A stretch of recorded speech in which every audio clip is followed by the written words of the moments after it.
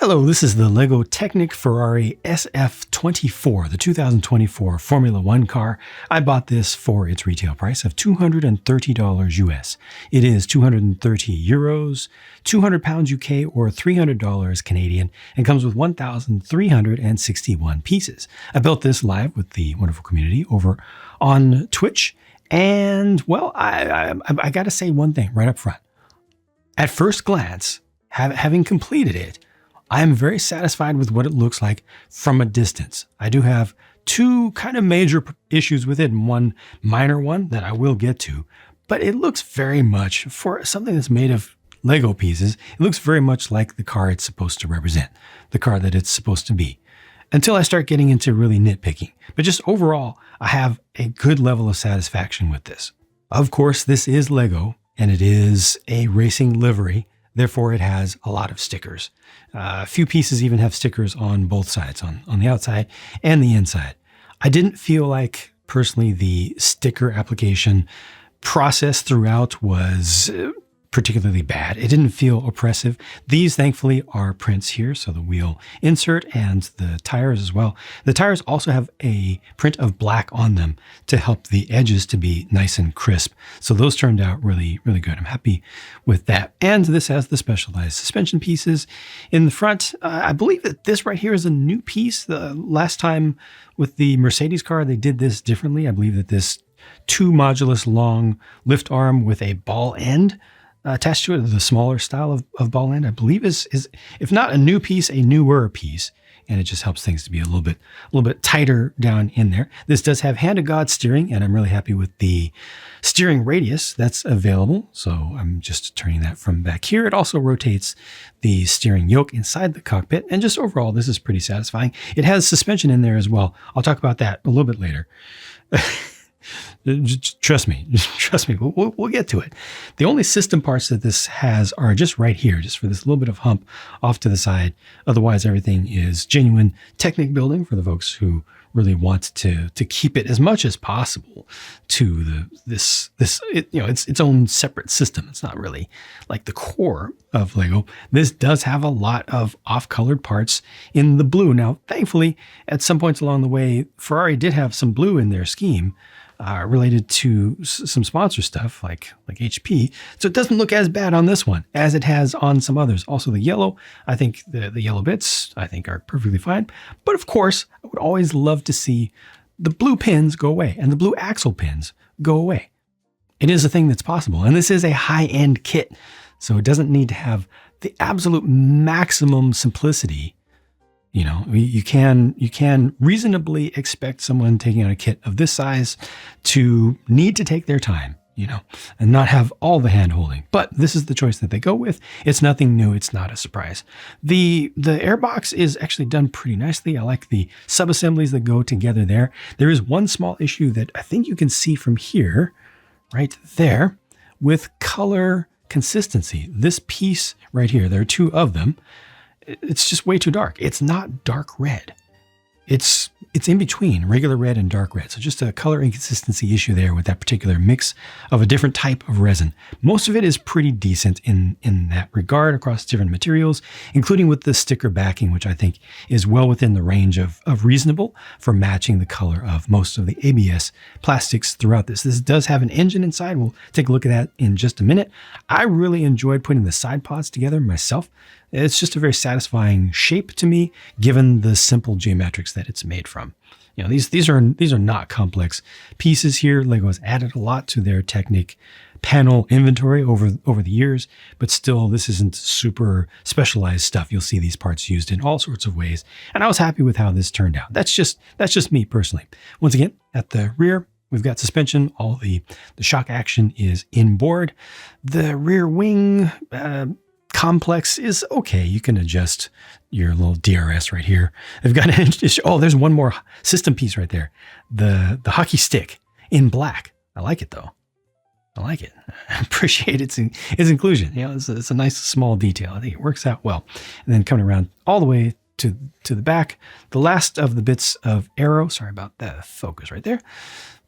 The indicator light there, and just take a look at it from back here. This being open, not so great. Looking at it from behind, not so hot, especially seeing the exposed the exposed axles right here. This is actually used for actuation of the 2-speed transmission. This has a working 2-speed transmission, but only 2 speeds.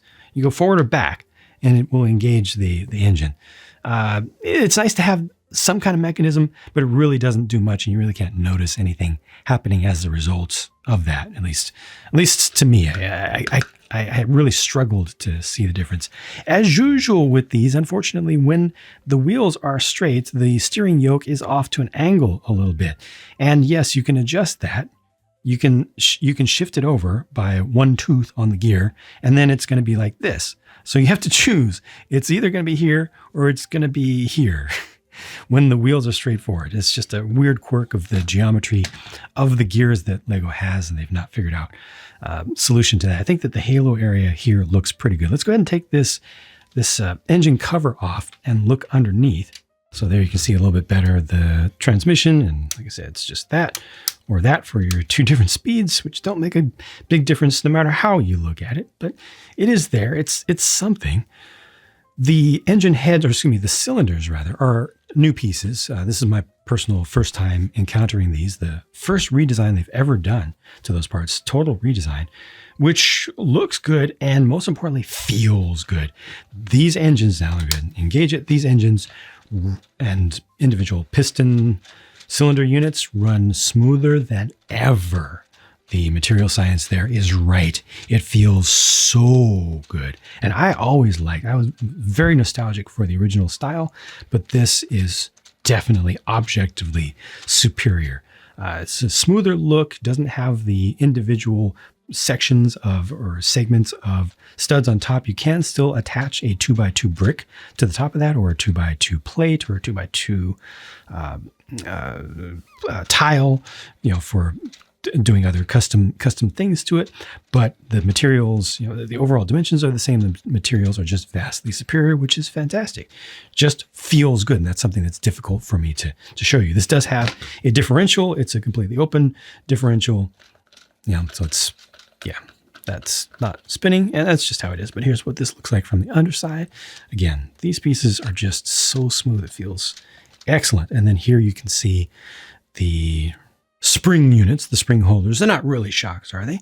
At the back, this is your hand of God steering, which does, oh my gosh, have to transmit motion so far. It goes here, it goes through a whole gear train up there, but ultimately it does its job. And like I said, you get a really nice, significant range of motion for steering up there. So all those parts are working together well. And it doesn't really matter much how this looks from the underside, in terms of all the flashy colors and everything. And it's fine to have the flashy colors on the inside.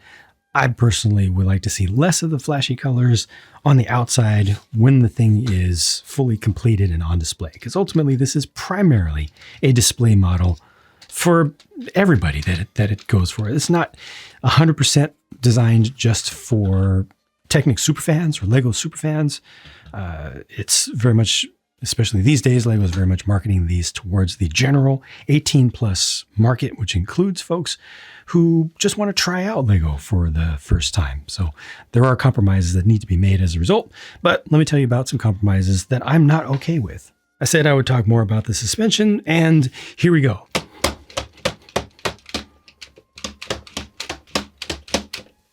That's just silly. It's so silly. Not just the range of motion, but the fact that it's so preloaded. This sits so high off the ground. It ain't right. It really ain't right. This should be at least down there. And it looks and feels so much better because these things are supposed to be hugging the ground, or have a little bit of rake on it accurately. I don't expect perfection out of it, but it's just so far up, and it feels like it's designed for off-roading. That's just off, I'm afraid. The other major thing that I personally don't like here is that the front tire size is exactly the same as the rear tire size. Now, they've finally fixed this for Speed Champions. So they've got staggered sizes there. They fixed it for the Icons car, the latest Icons Formula One car, thank goodness. They didn't retroactively fix it for the first one. Boo. But we can spend extra money and fix those. But we can't do that here without going to another manufacturer, a completely different company, to get aftermarket wheels and tires, because Lego only makes one size here. And this isn't just some random open wheel car. This is a Formula One car. It is a licensed Formula One car, and it is an expensive licensed Formula One car from one of the premier brands in all of history, Ferrari. How Ferrari allowed this to happen? I don't know. I don't know. I don't know how that turned out, because like with their last big 8th scale Technic car, the SP3 Daytona, Ferrari specified a bunch of stuff, a bunch of extra things that needed to be done to make that more premium. This one is not. So you got the same problem that we did with the Mercedes. And then on top of that, these wheels and tires, staggered or not, are all too small for this vehicle. They're scaled too small, which is particularly odd because they came up with this design for 8th scale Formula One cars, but they started off with them being too small. If they had just been larger, and if they'd gone for the rear size, front and rear, I don't know, might have felt too big, too thick in the front. If they'd gone for a more accurate size for the front and then use that front and rear, the whole thing would have looked better. The proportions overall would look better. This looks two things combined here. One, these are too small. Two, the ground clearance is much too high. So as a result, it really looks like it's riding high, like it's been lifted, like it's a custom street car that's been lifted for some reason. Push it down, it looks better. It looks more like it's hugging the ground, at least to me in person. I don't know how much that comes across on camera, but these also needed to be bigger. So those are the main things that I have issues with here. They're still going cheap on the lack of stagger. This overall size is wrong for both, and then it's just sitting way too high. The stuff in between, the stickers, the overall build process, all that is well within range to me.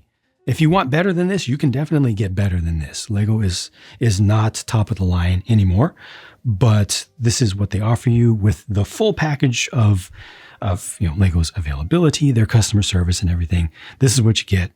This is the price of it. $230 for this many stickers. And don't act like you're surprised that it has this many stickers. Okay, this is nothing new. This is not shocking. This is how it is. This is expected. They weren't that bad to apply. It's just a lot of them, as it always is for these race liveries. This is just how Lego is. If you don't like it, then don't buy Lego. But we just can't be shocked by this kind of stuff anymore. I don't know how much value you will get from seeing these two cars at the same time, but I'm just doing it because I know if I didn't, enough folks would complain that the whole video had no value, because this is the one thing they were looking forward to. Very, very similar overall approaches, but this one has the newer specialized wishbone pieces, and the halo is done double thick over here, and a little bit more sleek in the front. Those are the biggest systemic differences between the two, but they have the same wheels and tires. I feel like this one's a little bit low, or was a little bit lower to the ground, partly just from the mechanical advantage, I think, is a little bit different. I might be mistaken on that, but it feels like this ended up being a little bit softer, which allowed it to self de-preload. So it's actually able to kind of sink down into its own suspension, whereas this one is at full height. Like, yeah, this is fully preloaded. I can feel that this is feeling stiffer here, even though I believe they're using the same springs inside. Part of that might just be variation, manufacturing tolerance variation, but overall, these feel like they come from the same family. Just, that one's based on the side podless design, so it's not quite as elegant around the sides. Although I did like this shaping right here. But overall, yeah, they're both Formula One cars from basically the most recent generation. And I personally don't have a strong bias between the two teams, because the Mercedes was made while Lewis Hamilton was a driver over there, and this is made while Lewis Hamilton didn't drive this particular one, but, it's in the same generation. Lewis Hamilton drives for Ferrari now, so I can't have a bias there between the two. I think this one looks better, though. I appreciate the small improvements that have been made system-wide, but do wish it was much lower to the ground. Really like the look here. This feels nice. Like, just overall, for what it is, it's pretty good, but it is a $230, €230, 200 British pounds, or $300 Canadian Technic with 2 large sheets of stickers and 1,361 pieces. So it's expensive and it has some flaws to it. But, wanted to show what it was like. And I don't know if I'll be doing any more of these in the future because I feel like I've experienced it now. They've made some small improvements, but they need to make some big ones. If they make some more big improvements in the future, I'll definitely get another. But for now, I think this is probably it. I think I've seen enough. And I hope that I've brought you some value here with this video. Thank you very much for watching to the end. And thank you especially to my Patreon supporters and my channel member supporters on YouTube, both here and on the JANG Breaks channel. Very much appreciate you helping me to be able to do this at all, because very frequently these videos don't even pay for themselves, don't even pay for the product that's in the video itself these days, because things have changed on YouTube. But I really appreciate being able to still bring you this service and do these videos and cover this stuff from an independent perspective. And again, I appreciate your support, and I hope that I'm still bringing good value to you with the content. And if you have any constructive feedback, please do let me know what I can do better for you. But bye for now.